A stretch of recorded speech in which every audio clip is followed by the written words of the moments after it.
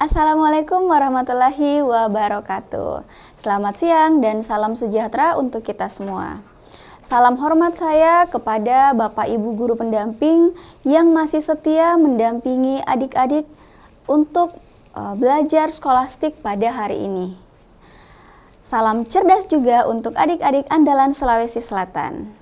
Baik adik-adik, hari ini kita akan melanjutkan pembelajaran skolastik bahasa Indonesia tentunya bersama saya Nur Fadilah. Generasi Smart School berkarakter cerdas Ki.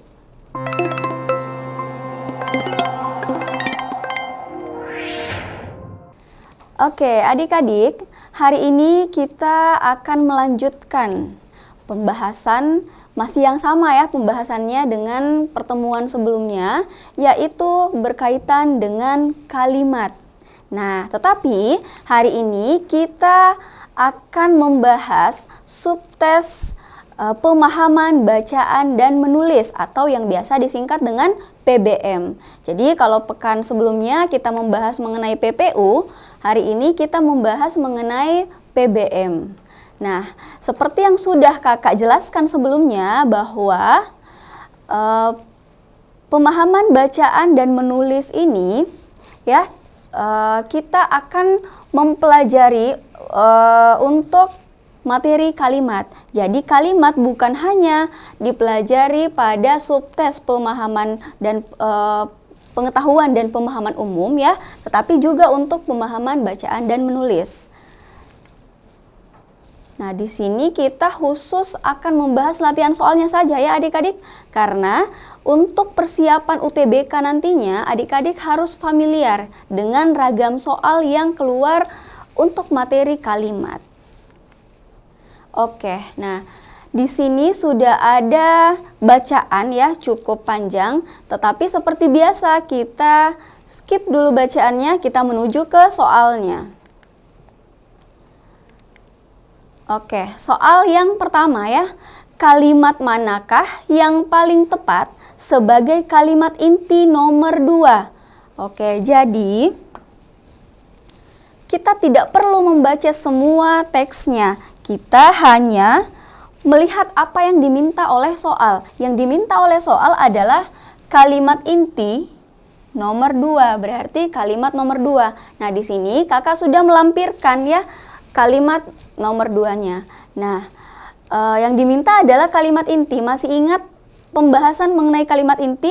Kakak sudah jelaskan pada pertemuan sebelumnya ya mengenai kalimat inti. Jadi, sebelum kita ke soal ya, sebelum kita ke kalimatnya, kakak mau menjelaskan terlebih dahulu mengenai kalimat inti. Mengingatkan kembali ya kepada adik-adik bahwa untuk menjawab kalimat inti, maka yang perlu adik-adik perhatikan adalah, jadi ada rumus kalimat inti yang biasanya keluar dalam UTBK. Kalimat inti itu bisa berupa subjek dan predikat saja, ya. Bisa juga berupa subjek, predikat, dan objek. Tergantung dari kalimatnya ya adik-adik. Kalau kalimatnya membutuhkan objek, kata kerjanya membutuhkan objek, dalam hal ini adalah verba transitif, maka rumusnya harus seperti ini, subjek, predikat, dan objek. Nah, tetapi jika ada juga ya rumus kalimat inti, subjek, predikat, pelengkap. Nah, ini tergantung lagi dari kata kerjanya. Kalau kata kerja yang digunakan adalah verba intransitif atau kata kerja yang tidak membutuhkan objek, maka yang digunakan adalah pelengkap. Seperti itu. Nah, ada juga ya kalimat inti yang rumusnya adalah subjek, predikat, objek, dan pelengkap. Seperti itu. Jadi ada 4 rumus kalimat inti yang bisa adik-adik pilih nantinya, sesuaikan dengan opsi ya, atau disesuaikan juga dengan kalimat pada soalnya. Nah, untuk menentukan kalimat inti ini ada beberapa tahapannya ya adik-adik. Kakak ingatkan kembali. Yang pertama adalah tentukan pola kalimat. tentukan dulu pola kalimatnya ya. Nah, setelah menentukan pola kalimatnya, yang kedua adalah hilangkan keterangan ya, hilangkan keterangan. Jadi, adik-adik, di dalam kalimat inti tidak perlu ada keterangan, unsur keterangan. Kemudian yang ketiga, sederhanakan kalimatnya. Sederhanakan kalimat. Nah, jadi adik-adik bisa catat kembali ya rumus untuk kalimat inti, menentukan kalimat inti, dan juga tahapan untuk menentukan kalimat inti. Jadi menentukan pola kalimat terlebih dahulu, setelah itu menghilangkan keterangannya. Jadi di dalam kalimat inti tidak perlu ada keterangan. Kemudian menyederhanakan kalimatnya. Seperti itu. Oke, jadi kita menuju ke kalimat nomor 2. Strategi perusahaan adalah menyediakan barang konsumen yang fokus, kreatif, dan fleksibel untuk menciptakan dan mengembangkan diferensiasi yang relevan sehingga membuat persaingan lebih hidup karena menawarkan manfaat yang kurang lebih sama kepada konsumen. Nah, kalimatnya cukup panjang ya. Kita diminta untuk mencari kalimat inti. Yang pertama yang kita lakukan adalah menentukan pola kalimatnya terlebih dahulu. Oke, di kalimat nomor 2 ini, strategi perusahaan bertindak sebagai subjek tentunya ya. Bertindak sebagai subjek. Oke. Adalah, masih ingat ya penjelasan kakak mengenai pola kalimat? Adalah ini bertindak sebagai predikat karena adalah, merupakan, dan juga ialah itu bertindak sebagai verba copula ya, sehingga tentunya bertindak sebagai predikat. Nah, selanjutnya, pola selanjutnya ya, menyediakan barang konsumen yang fokus dan seterusnya ya sampai kepada konsumen. Menyediakan barang konsumen yang fokus itu bertindak sebagai objek. Seperti itu. Bertindak sebagai objek. Kalau misalnya adik-adik masih bingung menentukan, Kak, kenapa bisa objek ya?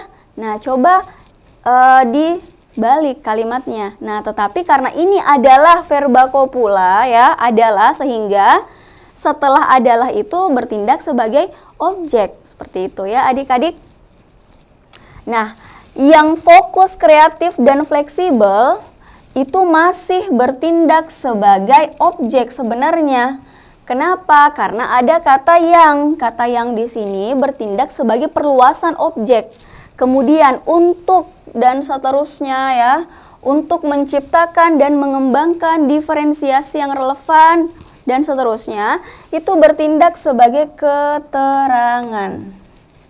Oke, nah kita sudah bisa memulakan kalimat ya, sudah memulakan kalimat. Sekarang kita menghilangkan keterangannya. Nah, sudah ditentukan keterangannya, berarti kita akan menghapus bagian untuk sampai dengan konsumen ya. Sampai sini adalah keterangan. Sehingga kita hilangkan ini ya adik-adik. Yang tersisa adalah strategi perusahaan adalah menyediakan barang konsumen yang fokus, kreatif, dan fleksibel. Nah, tersisa itu ya. Kemudian kita mencoba untuk menyederhanakan kalimatnya.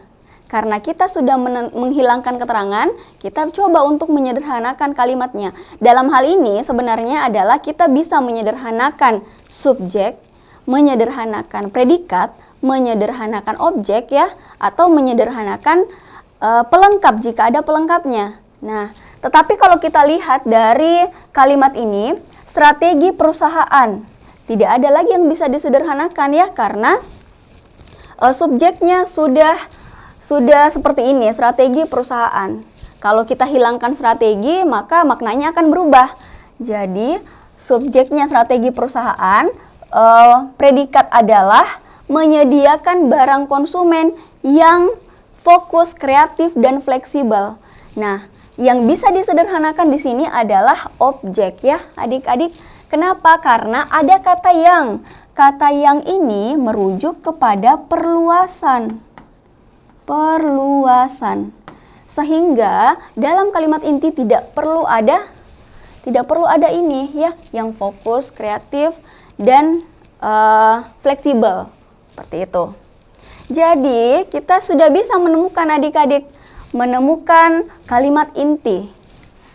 Berarti kalimat intinya adalah strategi perusahaan adalah menyediakan barang konsumen. Nah, itu kira-kira ada di opsi yang mana adik-adik? Opsi A, strategi perusahaan adalah menyediakan barang konsumen. Oke, berarti jawaban yang tepat adalah opsi A ya.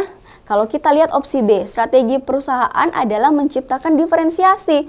Jelas salah, diferensiasi ini masuk ke dalam sini ya, ke dalam keterangan. Makanya sehingga salah. Strategi perusahaan adalah membuat persaingan. Membuat persaingan juga ada di dalam sini, di dalam keterangan. Sehingga ini salah.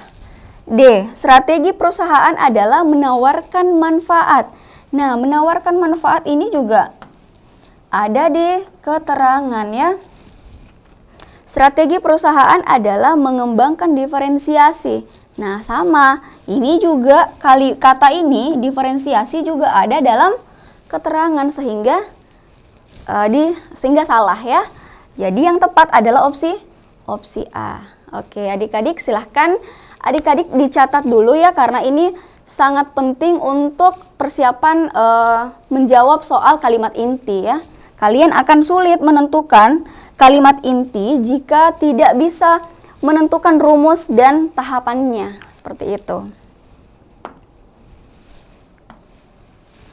Oke, selanjutnya kita akan ke latihan soal berikutnya ya. Nah, latihan soal yang kedua. Pernyataan yang paling tepat untuk melengkapi kalimat 5 adalah, oke, kita diminta untuk melengkapi kalimat 5. Di sini kakak sudah menampilkan kalimatnya. Jadi kita tidak perlu lagi kembali ke teksnya ya. Kalimatnya adalah fokus etik adalah fenomena umum lintas budaya untuk mendefinisikan serangkaian fenomena universal di antara semua budaya, sedangkan fokus emik adalah titik-titik. Nah, kita diminta untuk mengisi bagian yang rumpang ini. Oke, mungkin adik-adik masih bingung ya terkait sebenarnya teks ini membicarakan tentang apa. Oke, kita coba ke teksnya terlebih dahulu ya. Nah, jadi teks ini sebenarnya membahas mengenai ini ya adik-adik, pasar Red Oceans. Jadi pasar Red Oceans ini adalah berisi struktur persaingan umum yang menerapkan strategi etik versus emik untuk mencapai pangsa atau permintaan yang lebih besar. Jadi intinya dalam pembahasan teks ini itu membahas mengenai pasar Red Oceans. Jadi di mana pasar Red Oceans ini memberikan jadi melakukan perang dengan adanya persaingan di kalimat ini ya, di kalimat 6 sampai di kalimat 9 itu menjelaskan mengenai pasar Red Oceans ini. Kita coba kembali ke soal nomor 2 ya, ke soalnya. Di kalimat 5. Nah, yang diminta adalah mengisi kalimat rumpang. Fokus etik adalah fenomena umum lintas budaya untuk mendefinisikan serangkaian fenomena universal di antara semua budaya. Sedangkan fokus emik adalah, nah kira-kira adik-adik, dari setiap opsi ini ya, opsi A sampai E, yang mana yang cocok untuk mengisi atau melengkapi kalimat nomor 5? Apakah A, fenomena unik lintas budaya, B. Peristiwa fenomenal di beberapa budaya. C. Fenomena universal dalam berbagai budaya. D. Fenomena spesifik yang terjadi di dalam satu budaya. Dan E. Fenomena yang berlangsung di semua budaya. Nah, sebenarnya kita meskipun tidak melihat atau membaca teks secara umum, ya secara keseluruhan, dari sini kita sudah bisa mendapatkan informasi. Fokus etik adalah fenomena umum lintas budaya. Nah, kalau ada umum, ya ada umum, berarti fokus emik itu merujuk kepada yang spesifik. Seperti itu. Karena di dalam teks tersebut sebenarnya membahas mengenai persaingan antara etik dan versus emik. Jadi kalau fokus etik merujuk ke fenomena umum, maka fokus emik akan merujuk ke fenomena spesifik. Nah, fenomena spesifik itu ada di opsi D ya. Seperti itu adik-adik. Jadi ini meskipun kita tidak mengetahui teori kebahasaan ya, tetapi dengan menganalisis kalimatnya kita bisa menjawab pertanyaan latihan soal yang kedua ini. Jadi fokus etik fenomena umum, oh berarti kalau fokus emik adalah fenomena spesifiknya. Seperti itu ya adik-adik. Oke, selanjutnya kita ke latihan soal yang ketiga. Perbaikan kalimat tuju agar menjadi kalimat yang efektif adalah, nah ini kalimat bentuk soal seperti ini, itu kita sudah pelajari ya di pertemuan sebelumnya mengenai kalimat efektif. Kalimat tuju kakak sudah lampirkan juga soalnya di sini ya. Pada pasar Red Oceans, tingkat inovasi produk rendah. Nah, kalimat tuju ini perlu diperbaiki. Kenapa? Karena tidak efektif. Kira-kira apa yang cocok untuk perbaikan kalimat tuju ini? Apakah opsi A, menghilangkan kata pada? Atau B, menambahkan tanda koma setelah oceans? Atau C, menghilangkan kata pasar? D, mengganti kata produk menjadi barang? Atau E, menambahkan tanda koma setelah inovasi? Nah, perlu adik-adik ketahui ya, untuk memperbaiki suatu kalimat, maka catatan pentingnya adalah kalimat tersebut makna tidak boleh berubah ya. Makna kalimat tidak berubah. Nah, jadi ketika memperbaiki suatu kalimat, kalimat tersebut maknanya harus sama ketika diperbaiki atau sebelum diperbaiki. Kalau misalnya opsi A, kita menghilangkan kata pada ya, menghilangkan kata pada. Berarti ini dihilangkan, tersisa pasar Red Oceans, tingkat inovasi produk rendah. Nah, kalau kata pada dihilangkan, maka kita akan bingung menentukan yang mana yang bertindak sebagai predikatnya. Pasar Red Oceans ini bertindak sebagai subjek, tingkat inovasi produk rendah, kita tidak bisa bertindak, tingkat ini tidak bisa bertindak sebagai predikat atau inovasi produk. Ini juga tidak bisa bertindak sebagai predikat. Nah, sehingga menghilangkan kata pada itu tidak boleh ya, tidak bisa dihilangkan. Kalimatnya akan menjadi tidak efektif. Kalau opsi B, menambahkan tanda koma setelah oceans. Oke, kita coba ya. Ini tanda koma. Pada pasar Red Oceans, tingkat inovasi produk rendah. Nah, pada pasar Red Oceans bertindak sebagai keterangan ya, keterangan pengantar kalimat. Kenapa? Karena ada kata pada. Pada itu adalah preposisi. Preposisi di awal kalimat bertindak sebagai keterangan. Tingkat inovasi produk itu subjek ya. dan rendah itu adalah predikatnya. Oke, jadi sudah bisa kalimatnya sudah menjadi lebih efektif. Kita keep untuk opsi bagian B ya. Berarti jawabannya mungkin B. Gitu. Jadi kita keep dulu. Kalau opsi C, menghilangkan kata pasar. Kata pasar. Oke, ini kata pasar dihilangkan ya. Berarti pada Red Oceans, nah ini fatal jika kata pasar dihilangkan. Karena kata pasar ini jika dihilangkan maka Red Oceans-nya akan berubah maknanya ya. Seperti itu. Kalau opsi C, mengganti kata produk menjadi barang. Tidak, kalau kata produk diganti barang juga tidak berefek ya.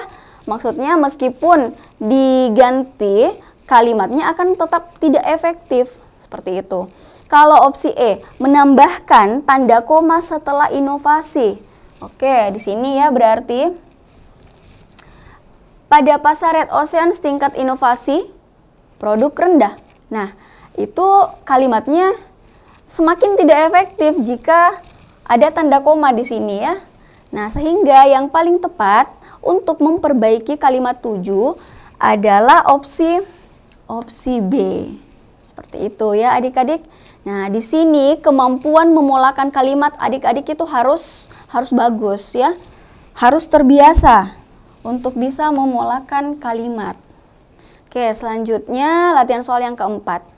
Kalimat manakah yang paling tepat sebagai penggabungan kalimat 7 dan 8? Nah, jika ada soal seperti ini, sebenarnya di sini adalah penentuan konjungsi yang harus adik-adik perhatikan. Penentuan konjungsi. Masih ingat adik-adik konjungsi itu apa? Konjungsi adalah tanda penghubung ya. Kata penghubung, mohon maaf. Kata penghubung. Nah, kalau kita lihat kalimat 7 dan 8 ya. Kalimat 7, pada pasar Red Oceans tingkat inovasi produk rendah. Karena pasar biasanya dipenuhi oleh persaingan sejenis. Nah, di sini ada kata karena ya yang bertindak sebagai konjungsi. Kemudian opsi B yang bertindak sebagai konjungsi adalah ketika. Oke. Kemudian opsi C yang bertindak sebagai konjungsi adalah sehingga. Lalu opsi D yang bertindak sebagai konjungsi adalah kemudian. Dan opsi E yang bertindak sebagai konjungsi adalah serta. Oke. Nah, setelah adik-adik menemukan konjungsinya, sekarang kita mencoba ya kalau mengetahui maknanya. Kalau konjungsi karena berarti adalah maknanya menyatakan alasan. Menyatakan alasan. Ketika, konjungsi ketika menyatakan waktu ya. Kemudian sehingga menyatakan akibat. Lalu kemudian ini menunjukkan makna konjungsi tahapan ya. Tahapan. Lalu serta menunjukkan makna konjungsi penambahan. Oke. Penambahan. Nah, setelah menentukan makna konjungsinya, kita tinggal mencocokkan kalimat 7 dan 8. Jadi kita harus memahami apa yang dibahas di kalimat 7 dan apa yang dibahas di kalimat 8. Kalimat 7 membahas mengenai pada pasar Red Oceans tingkat inovasi produk rendah. Karena pasar biasanya dipenuhi oleh persaingan sejenis. Jadi kalau kalimat 7 itu membahas mengenai akibat dari suatu hal ya. Kemudian alasannya kenapa? Karena pasar biasanya dipenuhi oleh persaingan sejenis. Nah, jadi Kalau di kalimat 7 dibahas mengenai tingkat inovasi produk rendah, kalau di kalimat 8 dibahas mengenai pasar biasanya dipenuhi oleh persaingan sejenis. Kalau kita lihat opsi A, ya, membahas mengenai alasan. Oke, bisa jadi ya. Jadi, kenapa tingkat inovasi produk rendah? Alasannya karena pasar dipenuhi oleh persaingan sejenis. Maksudnya di sini ya adik-adik, pasar itu menjual barang-barang yang sama sehingga tingkat inovasi produknya rendah, seperti itu. Nah, opsi A bisa jadi menjadi jawaban. Kalau opsi B membahas mengenai waktu. Nah, kalimat 7 dan 8 tidak ada yang berkaitan dengan waktu, sehingga opsi B itu sudah bisa kita eliminasi, ya. Kalau opsi C membahas mengenai akibat. Pada pasar Red Oceans, tingkat inovasi produk rendah sehingga pasar biasanya dipenuhi oleh persaingan sejenis. Nah, ini terbalik ya, bukan karena inovasi produknya rendah sehingga pasar dipenuhi oleh persaingan sejenis. Tetapi sebaliknya, karena pasar biasanya dipenuhi oleh persaingan sejenis, maka menyebabkan tingkat inovasi produk rendah. Seperti itu. Jadi, opsi C ini juga kurang tepat. Kalau opsi D, kemudian menggunakan konjungsi kemudian, berarti bermakna tahapan. Nah, kalimat 7 dan 8 tidak membahas mengenai suatu proses ya, atau suatu tahapan, sehingga ini bisa kita eliminasi. Lalu opsi E, pada pasar Red Oceans tingkat inovasi produk rendah serta pasar biasanya dipenuhi oleh persaingan sejenis. Nah, ini juga kurang tepat. Kenapa? Karena pada kalimat 7 dan 8 itu membahas mengenai sebab akibat. Ya, kalau di sini maknanya penambahan, sehingga kurang tepat. Jadi, yang tepat untuk menggabungkan kalimat 7 dan 8 itu adalah opsi A, yaitu menggunakan konjungsi karena. Seperti itu ya adik-adik. Kita menuju ke soal berikutnya. Nah, kalimat namun karena hal ini pula persaingan menjadi berapi-api dapat diletakkan setelah kalimat. Nah, apakah kalimat A kalimat 1, B2, C3, D4 dan E5. Jadi kita dalam soal ini ya, kita diminta untuk menentukan apakah kalimat ini cocoknya itu diletakkan di kalimat setelah kalimat yang mana. Kita coba kembali ke teksnya ya. Namun karena hal ini pula persaingan menjadi berapi-api. Ada kata namun ya adik-adik. Kata namun itu maknanya adalah perlawanan, ya, perlawanan. Berarti kita harus melihat apakah cocok di kalimat 1. Pasar manapun yang di dalamnya terdapat lebih dari satu pemain yang bersaing disebut pasar Red Oceans. Namun, karena hal ini pula, nah itu kurang cocok ya, tidak tepat karena kalimat 1 tidak berlawanan dengan kalimat yang akan kita tambahkan.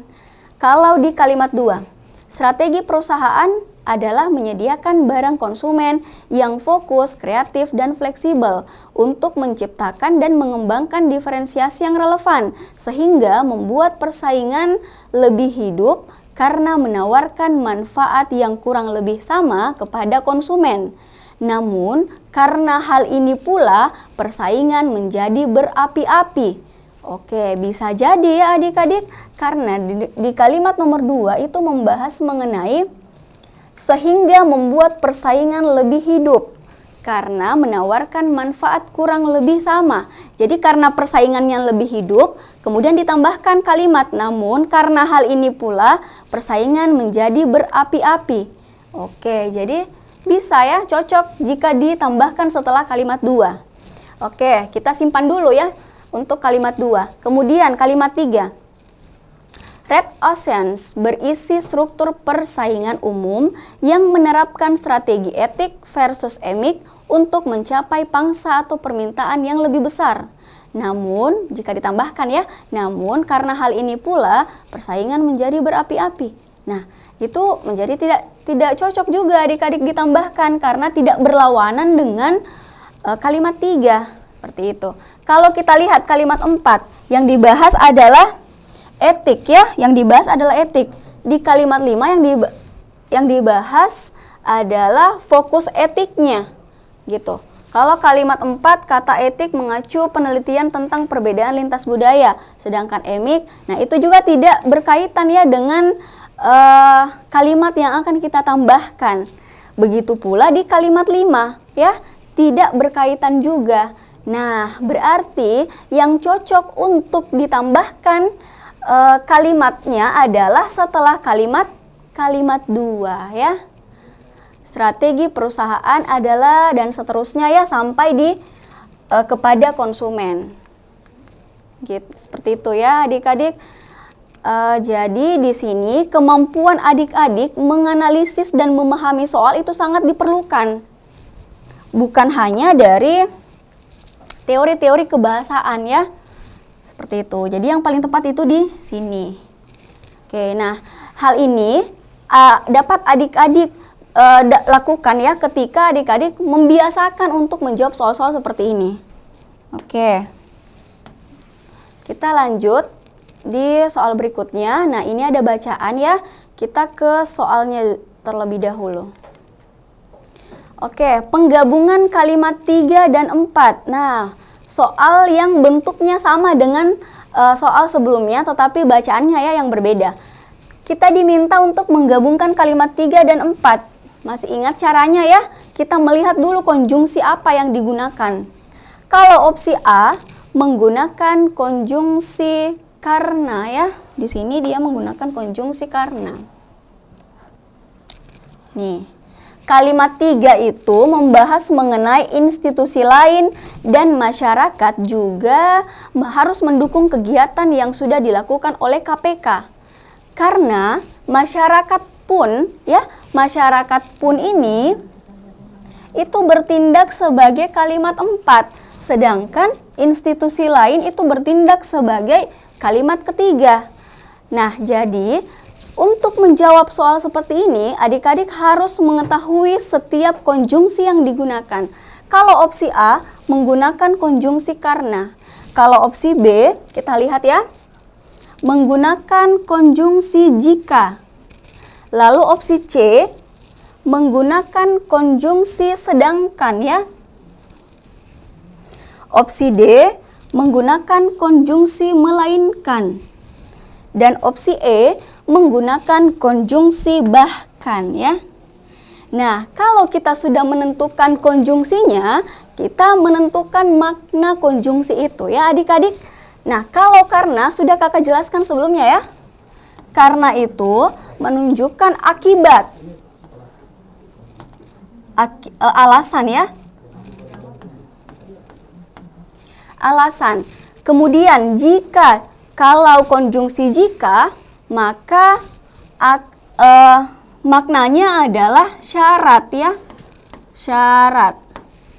Lalu sedangkan ini bermakna konjungsi perlawanan ya. Kemudian melainkan, sama halnya melainkan ya adik-adik, melainkan juga maknanya adalah perlawanan. Lalu bahkan, kata bahkan ya bermakna penegasan. Nah, setelah menentukan makna konjungsinya, tinggal mencocokkan ya apakah kalimat 3 dan kalimat 4 itu menggunakan konjungsi yang mana. Nah, karena yang dibahas di kalimat 3 adalah institusi lain dan masyarakat juga harus mendukung kegiatan yang sudah dilakukan oleh KPK. Kemudian kalimat berikutnya, masyarakat pun wajib mengambil peran membangun sikap anti korupsi. Nah, kalau kita menggunakan konjungsi karena, itu menjadi tidak cocok ya adik-adik.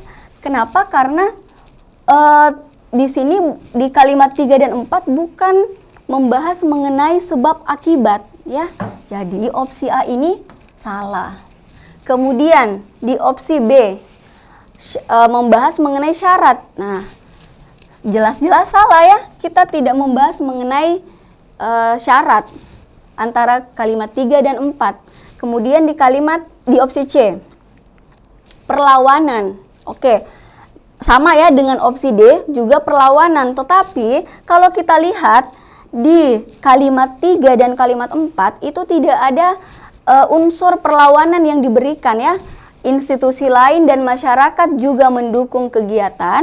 Kemudian di kalimat berikutnya masyarakat pun ya, ada kata pun, berarti menunjukkan menambahkan atau menegaskan kalimat sebelumnya. Seperti itu. Jadi bukan perlawanan. Sehingga opsi C dan opsi D itu salah ya. Nah, tersisa di opsi E. Opsi E ini menunjukkan konjungsi bahkan, seperti yang Kakak jelaskan bahwa kata bahkan ini adalah penegasan. Di sini juga terlihat adik-adik, masyarakat pun, partikel pun itu menunjukkan penegasan ya, seperti itu. Sehingga yang cocok untuk menggabungkan kalimat 3 dan 4 adalah konjungsi bahkan. Jadi opsi yang tepat adalah E ya, seperti itu. Selanjutnya soal yang ketujuh ya. Apakah inti kalimat 6? Oke, inti kalimat lagi adik-adik yang diminta ya. Seperti yang sudah Kakak jelaskan tadi bahwa inti kalimat itu bisa subjek predikat, bisa subjek predikat objek, subjek predikat pelengkap, atau subjek predikat objek dan pelengkap ya, tergantung konteks kalimatnya. Yang pertama yang harus kita lakukan adalah memolakan kalimat ya. Pendidikan anti korupsi itu bertindak sebagai subjek ya, secara formal ataupun informal itu bertindak sebagai keterangan. Kenapa? Karena ada kata ini ya, secara bertindak sebagai preposisi di sini. Kemudian perlu digalakkan itu adalah predikat. Baik di tingkat pendidikan dasar maupun tingkat pendidikan tinggi itu bertindak sebagai keterangan. Kenapa? Karena ada kata baik ya. Baik di tingkat pendidikan dasar, hal itu menunjukkan keterangan. Nah, sehingga yang selanjutnya dilakukan adalah menghilangkan keterangannya. Berarti kita menghilangkan ini, hilangkan juga kalimat yang ini ya. Tersisa adalah pendidikan anti korupsi perlu digalakkan. Oke, salah. Sekarang kita mencari opsi yang ada kalimat tersebut ya. Pendidikan anti korupsi perlu digalakkan. Oke, ada di opsi A. Berarti jawaban yang tepat adalah opsi A ya. Kalau yang lain, adik-adik sudah bisa ya dieliminasi sebenarnya. Kalau ada secara formal, nah itu sudah jelas karena keterangan pasti salah. Tidak boleh ada keterangan dalam kalimat inti. Dan seterusnya ya. Ini juga cara menjawabnya itu sama dengan soal sebelumnya ya. Oke, selanjutnya latihan soal yang ke-8. Manakah perbaikan kalimat 5 yang paling efektif? Oke, kalimat 5. Kalimat 5 di sini kita tidak perlu melihat teksnya ya, karena sudah ada di opsi. Tinggal kita memperbaiki. Untuk itu, oke, kita lihat dulu opsi A ya. Untuk itu di sini ada tanda koma, di opsi B juga sama. Oke, sama semua untuk semua opsi ya. Berarti ini sudah tepat penggunaannya. Setiap anggota masyarakat harus memahami apa saja yang dimaksud dengan korupsi dan harus melakukan pencegahan baik terhadap diri sendiri maupun orang lain. Kalau di opsi B, untuk itu setiap anggota masyarakat harus memahami apa yang. Oke, berarti bedanya di sini ya adik-adik. Kalau di sini ada saja, di sini tidak ada. Apa yang dimaksud korupsi dan harus melakukan pencegahan baik terhadap diri sendiri maupun orang lain. Kalau opsi C, untuk itu setiap anggota masyarakat harus memahami tentang apa? Oke, di sini bedanya ya. Sini ada kata tentang. Memahami tentang apa saja, berarti ini menambahkan ya, menambahkan kata tentang. Kemudian opsi D. Untuk itu setiap anggota masyarakat harus memahami apa yang dimaksud dengan korupsi dan harus melakukan pencegahan. Oke, jadi kalimat setelah ini itu sebenarnya sama ya untuk semua opsi. Kalau E, untuk itu anggota masyarakat harus memahami tentang apa yang dimaksud. Oke, di sini ada tentang apa yang, oke, di sini minusnya tidak ada saja ya. Oke, dari kelima opsi ini kira-kira yang mana yang paling efektif? Nah, kita bahas untuk opsi A, apa saja yang dimaksud. Nah, ini sebenarnya pemborosan kata ya. Ini sebenarnya boros kata.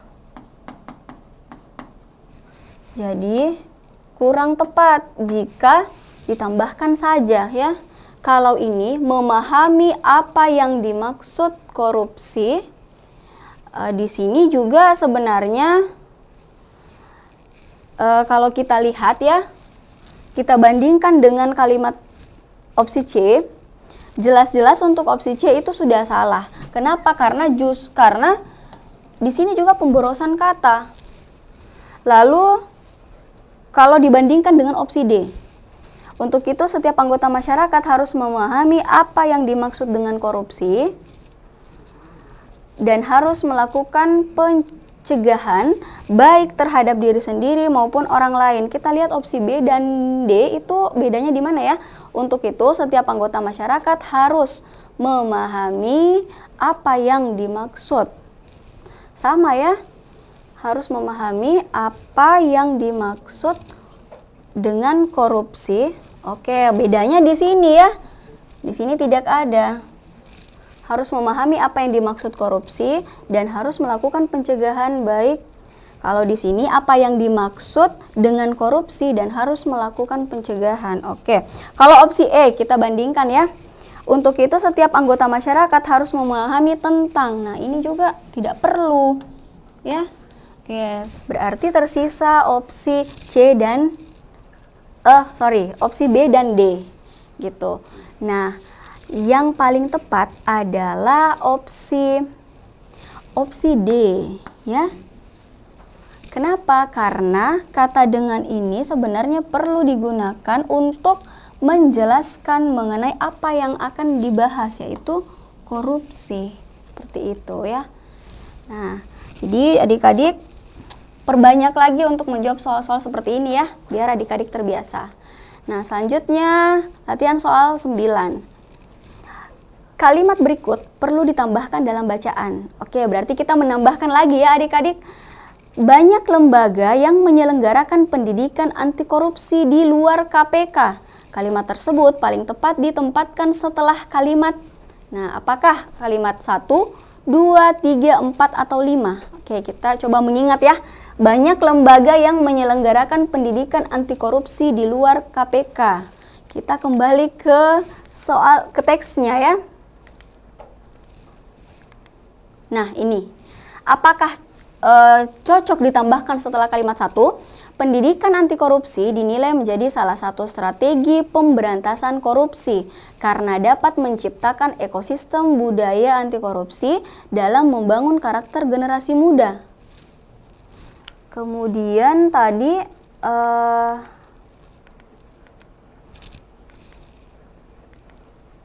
ini ya, banyak lembaga yang di kalimat berikutnya itu dibahas mengenai banyak lembaga yang menyelenggarakan pendidikan. Kalau ditempatkan setelah kalimat 1, maka tidak cocok. Kenapa? Karena di sini belum ada pembahasan mengenai lembaga ya, mengenai lembaga anti korupsi atau institusi yang memberikan pendidikan anti korupsi. Kalau di kalimat 2, pendidikan anti korupsi yang diinisiasi Komisi Pemberantasan Korupsi atau KPK patut diapresiasi. banyak lembaga yang memberikan. Di sini juga masih kurang cocok jika ditambahkan. Jadi karena kalimat 2 itu baru membahas mengenai pendidikan anti korupsi yang diinisiasi KPK. Ya, kalau di kalimat 3, institusi lain dan masyarakat juga harus mendukung kegiatan yang sudah dilakukan oleh KPK. Kemudian kalau ditambahkan kalimatnya, banyak lembaga lain yang melakukan pendidikan anti korupsi. Masyarakat pun ya wajib mengambil peran membangun sikap anti korupsi. Nah, jadi kalau ditempatkan setelah kalimat 3 bisa jadi cocok adik-adik. Kenapa? Karena di kalimat 3 yang dibahas adalah institusi lain dan masyarakat.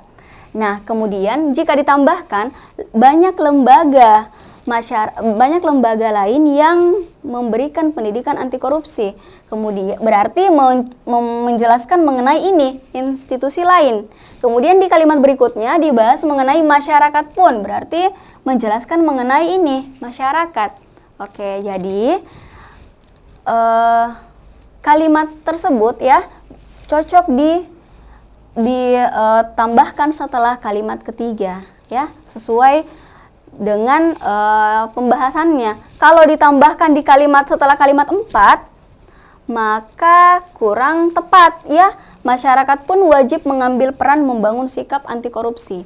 Banyak lembaga lain, nah itu kurang tepat.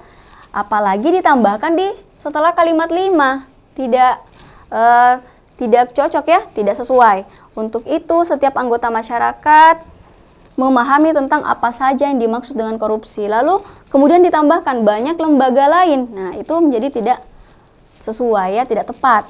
Sehingga yang paling tepat ditambahkan setelah kalimat ketiga ya.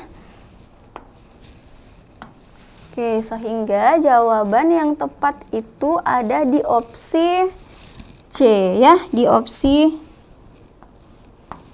ketiga ini, kalimat ketiga. Oke, selanjutnya kita ke soal berikutnya. Ini ada teks lagi ya adik-adik.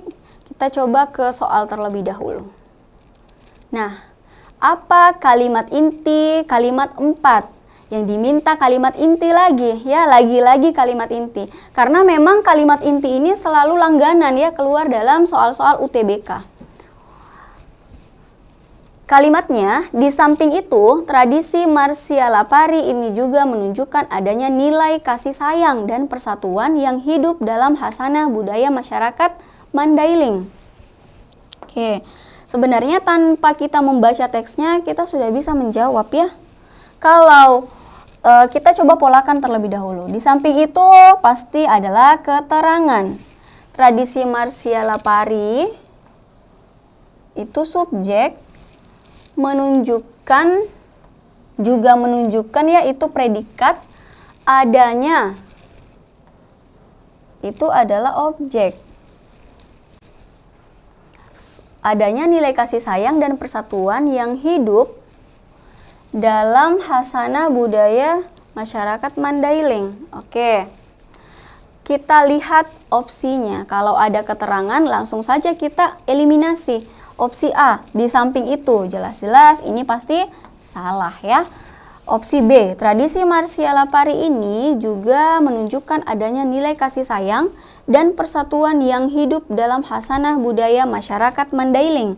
Oke, kita keep dulu yang opsi B, karena tidak ada keterangannya ya. Tradisi Marcia Lapari ini juga menunjukkan adanya nilai kasih sayang dan persatuan. Oke, bisa ya opsi C. Kalau D, di samping itu, oke, sudah jelas-jelas salah ya. Kalau opsi E, tradisi Marcia Lapari ini juga menunjukkan adanya persatuan yang hidup dalam khasanah. Oke, opsi E ini itu kurang tepat. Kenapa? Karena menghilangkan nilai kasih sayang. Nah, jadi ini kurang tepat. Kenapa tidak boleh menghilangkan nilai kasih sayang? Karena ini kan setara ya adik-adik, nilai kasih sayang dan persatuan. gitu. Jadi yang tersisa adalah opsi B dan opsi C.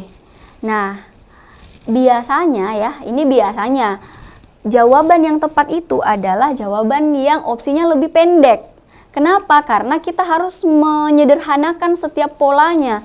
Kalau opsi B masih ada kata yang dan seterusnya. Sebenarnya ini adalah perluasan ya, perluasan. Sehingga opsi B ini bukan kalimat inti. Nah, jadi tersisa opsi C ya. Seperti itu adik-adik. Jadi ini biasanya untuk menjawab kalimat inti, pilih opsi yang pendek ya. Ini umumnya seperti itu. Tetapi harus dibuktikan lagi dengan tahapan yang sudah kakak berikan ya. Tahapan menjawab soalnya. Oke, selanjutnya kalimat latihan soal yang ke-11. Kalimat sehingga pekerjaan yang berat akan terasa ringan apabila dikerjakan bersama-sama. Ditempatkan setelah kalimat keberapa ya? Apakah kalimat 1, 2, 3, 4, atau 5? Oke, kita coba mengingat ya. Sehingga pekerjaan yang berat akan terasa ringan. Oke, apakah di kalimat 1? Kalau kalimat 1 membahas mengenai Marsia Lapari menjadi salah satu tradisi yang masih melekat dan sudah sejak lama dilestarikan masyarakat Mandailing Tapanuli Selatan. Sehingga pekerjaan terasa berat, nah itu kurang tepat ya. Sehingga itu menunjukkan akibat, berarti kita mencari apa yang menjadi penyebabnya ya. Kalau kalimat 2, dalam tradisi tolong-menolong ini dilaksanakan pada saat menanam dan memanen padi, sehingga pekerjaan yang terasa berat itu akan menjadi ringan. Oke, bisa jadi ya adik-adik, bisa jadi ini adalah penyebab dari yang kalimat yang akan ditambahkan. Kalau kalimat 3, hal ini juga diungkapkan dalam artikel berjudul dan seterusnya ya, Marsia Lapari bla bla bla, seperti itu. Nah, sehingga pekerjaan terasa berat, nah kurang tepat. Kalau kalimat 4, di samping itu tradisi Marsia Lapari ini juga menunjukkan adanya nilai kasih sayang. Sehingga itu kurang tepat ya, kurang tepat jika ditambahkan setelah kalimat 4. Setelah kalimat 5, menurut hasil kajian lembaga adat Dalian Natolu, tradisi ini tidak sekedar aktivitas dalam melakukan gotong royong, juga cermin nilai-nilai budaya masyarakat Mandailing, sehingga pekerjaan yang terasa berat akan terasa ringan. Nah, itu kurang tepat juga jika dilanjutkan di kalimat 5. Sehingga yang tepat adalah di opsi ini ya, opsi B ya, kalimat 2. Seperti itu. Nah, lebih tepat di sini di kalimat kedua. Karena tadi yang dibahas adalah ada tolong-menolong ya pada saat memanen padi, menanam dan memanen padi. Seperti itu. Oke, selanjutnya yang latihan soal yang ke-12 ya.